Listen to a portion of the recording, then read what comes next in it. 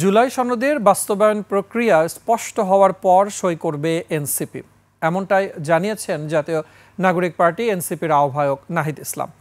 বুধবার রাষ্ট্রীয় অতিথি ভবন যমুনায় প্রধান উপদেষ্টার সঙ্গে বৈঠক শেষে একথা জানিয়েছেন তিনি। নাহিদ ইসলাম বলেন, নির্বাচন কমিশন পুনর্গঠন হওয়া দরকার। এছাড়াও প্রশাসনে রদবদলে ভাগবাটোয়ারা হচ্ছে এমন অভিযোগ করে বলেন, এতে সরকারের নিরপেক্ষতা প্রশ্নবিদ্ধ হবে। যেসব উপদেষ্টা এসব ভাগ বাটোয়ারায় জড়িত তাদের বিরুদ্ধে প্রধান উপদেষ্টা ব্যবস্থা নেবেন বলে জানান তিনি।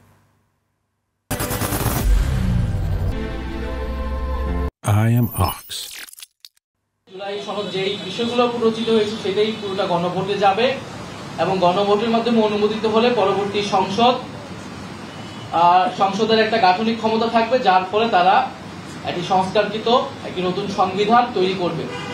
এই পুরো প্রক্রিয়ার সাথে যদি সরকার ঐকমত্য কমিশন সুপারিশ দিবে, সরকার সেই অনুযায়ী কি সিদ্ধান্ত নেয় সেটার উপর নির্ভর করে আমরা জুলাই সনদে স্বাক্ষরের বিষয়টি বিবেচনা করব।